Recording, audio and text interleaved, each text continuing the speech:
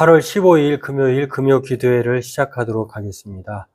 오늘은 28번 성경은 어떤 점에서 하나님 말씀인가?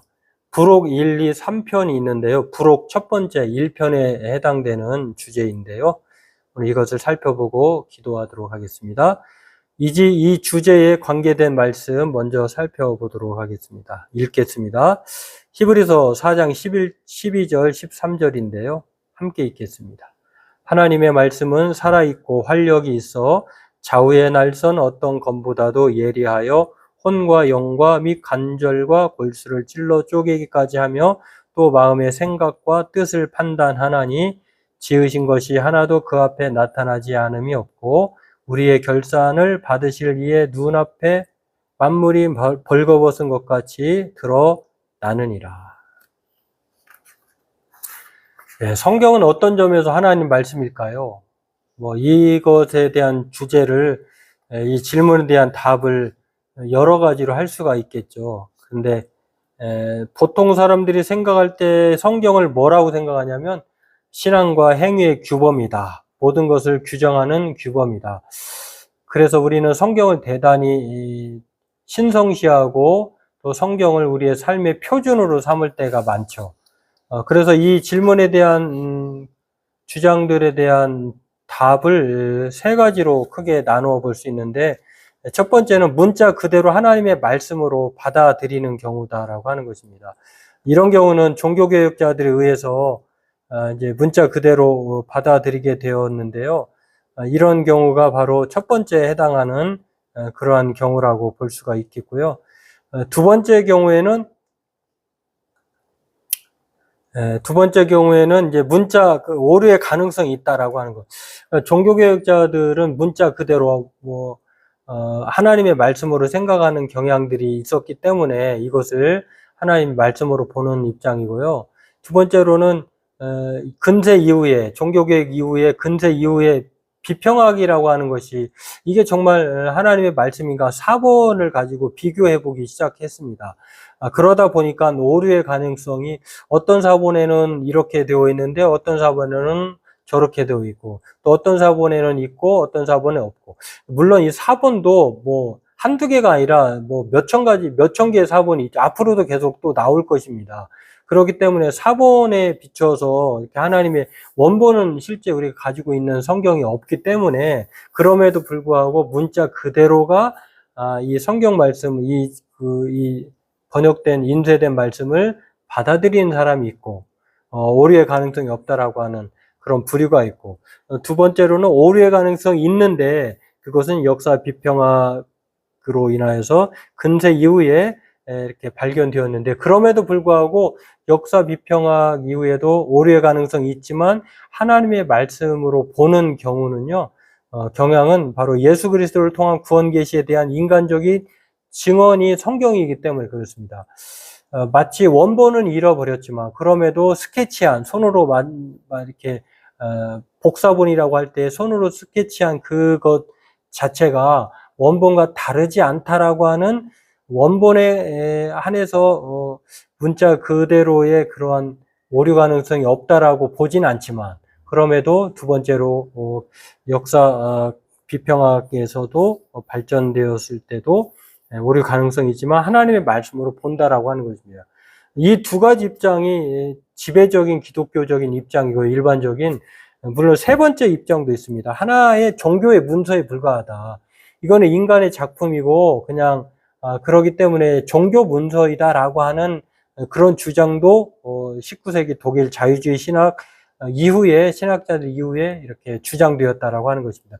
그렇기 때문에 성경은 하나님의 말씀이다라고 할 때 이 크게 세 가지의 주장들이 있는데, 우리는 세 번째는 뒤로 하고 두 번째에 문자 그대로 하나님의 말씀, 오류 가능성이 있지만 그럼에도 하나님의 말씀이라고 하는 이 주장에 대해서 우리가 좀 더 보려고 합니다. 먼저 문자 그대로의 말씀으로 보는 입장, 이 보수적인 근본주의적인 입장인데요. 1920년대에 미국의 근본주의나 보수적인 복음주의의 입장의 사람들이, 그리고 지금의 다수의 복음주의적 입장이 지금 이 주장을 하고 있습니다. 성경은 사본임에도 불구하고 이 성경에 한해서 오류가 없다는 거예요. 글자도 오류가 없다는 것입니다. 그런데 참 이게 그래서 성경의 무호성을 주장하는데요. 이 무호성을 주장하는 입장들은 완전 축자 영감설. 그러니까 글자 하나하나에 글자에도 오류가 없고 또 하나님의 뜻에 비추어 봐서도 성경으로서 오류가 없다라고 하는 것이고요. 그러니까 완전 축자 영감설과 또한 성경 무효설의 입장에 있는 사람들이 바로 그렇게 주장을 합니다. 그리고 이 성경은 명제적 진리이지 바뀔 수 없다라고 하는 것입니다. 하나님의 말씀으로서 이 성경은 진리이다라고 하는 것. 그래서 오류의 가능성이 전혀 없다라고 하는 것이 바로 1920년대에 미국의 근본주의에서부터 시작되어 가지고 지금까지 이렇게 생각하고 주장하는 입장에 있는 부류가 있다라고 하는 것입니다. 그리고 두 번째로는요. 글자의 오류가 있을 수 있지만 그럼에도 하나님 예수 그리스도에 대한 인간의 증언적인 입장에서 성경은 하나님의 말씀으로 받아들이는 입장이 있는데요. 이게 바로 문자 그대로 하나님의 말씀으로 보지는 않지만 이 구원 사역에 대한 인간의 증언으로서 하나님의 말씀으로서의 부족함이 없다라고 하는, 그래서 성경을 하나님의 말씀을 받아들이는 입장이다라고 하는 것입니다. 첫 번째와는 좀 결이 다르지만 이 칼바르트라고 하는 신정통주의의 종교개혁 이후에 칼바르트가 바로 이러한 이야기들을 주장을 내세웠는데요.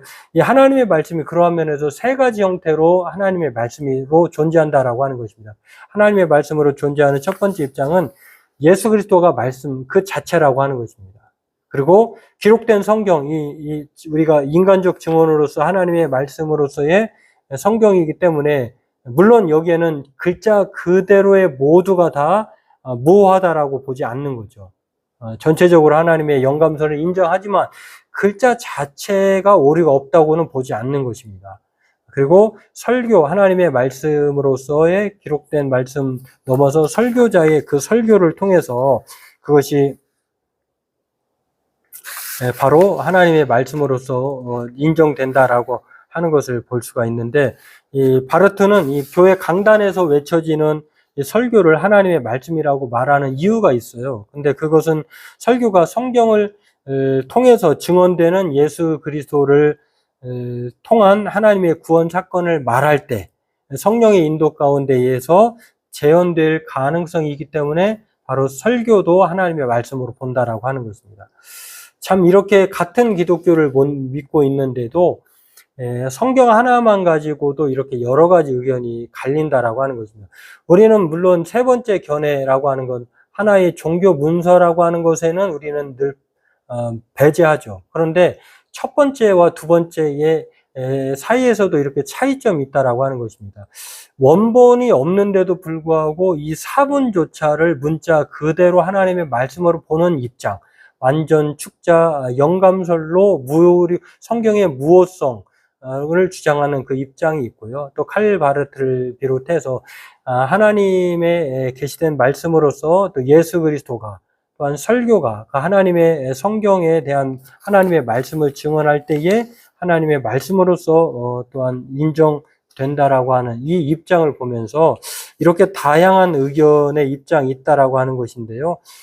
두 번째 입장과 첫 번째 입장의 차이점은 바로 그렇습니다. 문자 그대로를 하나님의 말씀으로 볼 것이냐.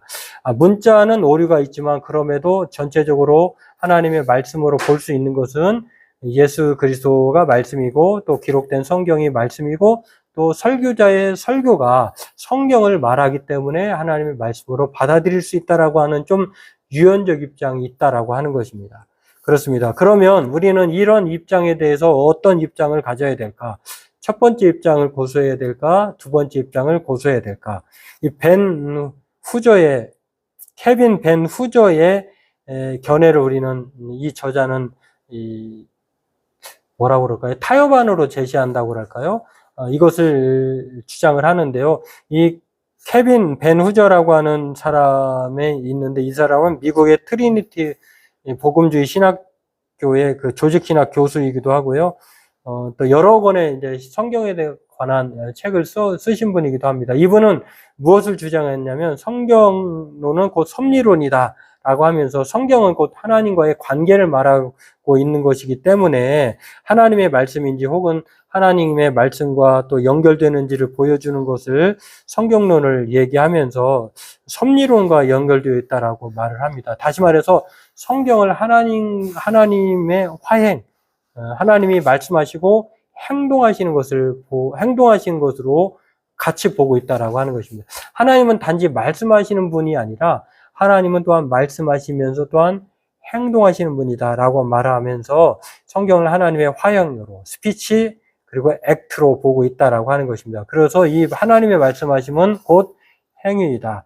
하나님이 말씀하심으로 행동하시는 화형의 묶음집이 바로 성경으로 보고 있으면서요. 하나님의 소통 행위의 결과가 바로 성경으로 이렇게 소개하는 것을 볼 수가 있습니다. 한마디로 이분은 성경을 명제적 계시, 단지 하나님이 말씀하신 그것을 말할 뿐만 아니라 이 성경에는 하나님의 인격적인 계시, 다시 말해서 인격적인 하나님이 행동하시는 것이 포함되어 있기 때문에 단지 문자가 아니라 하나님의 살아있는 인격이 바로 성경으로 이렇게 말씀하고 있는 것을 보면서 때문에 이것을 단지 문자로만을 하나님의 말씀으로 보는 것이 아니라 이 문자 속에 하나님의 인격이 담겨져 있는 행동이 있기 때문에 하나님의 성경을 하나님의 말씀으로 받아들여야 된다라고 케빈 베누저는 이렇게 말씀하고 있다라고 하는 것입니다.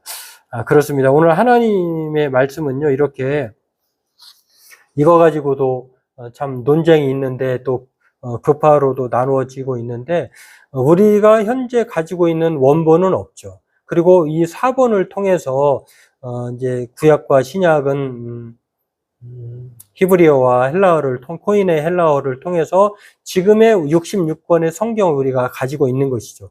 그런데 이 사본으로서도 하나님의 말씀이라고 주장하는 입장에 대해서는 원본이 없기 때문에 문자 그대로 그 글자 자체가 원본에 안에서는 하나님의 감동으로 된 것이기 때문에 하나님의 말씀으로 여길 수 있지만, 그러나 오늘날 가지고 있는 이 사본을 가지고 이것이 하나님의 말씀이라고 주장하는 데는 무리가 있다. 그럼에도 불구하고 하나님의 말씀으로 여길 수 있는 것은 바로 이 하나님의 말씀이 곧 하나님의 인격이 담긴 성령의 감동으로 담긴, 그리고 지금도 그 하나님의 말씀으로 인하여서 많은 삶의 변화와 또 구원받는 사람들의 숫자가 나고 있기 때문에, 그래서 하나님의 말씀은 죽은 말씀이 아니라 살아있는 말씀으로 여전히 우리에게 영향력을 발휘하고 있기 때문이다라고 하는 것입니다. 그런 면에서 케빈 벤 후저의 하나님의 성경론은 곧 섭리론이다, 하나님의 말씀은 곧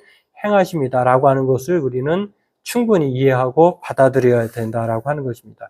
이 하나님의 의사소통의 통로이자 도구가 바로 이 성경인 것을 보면서 저와 여러분들도 이것을 포괄적으로 넓게 균형감 있게 생각하면서 오늘 이 저자의 말처럼 성경은 어떤 면에서 하나님의 말씀인가라고 할 때에 하나님이 우리에게 주신 이 성경은 그야말로 하나님의 말씀인 것을 생각하면서 정말 이 말씀을 우리가 사랑하지 않고서는 하나님의 말씀으로 여길 수 없는 것이죠.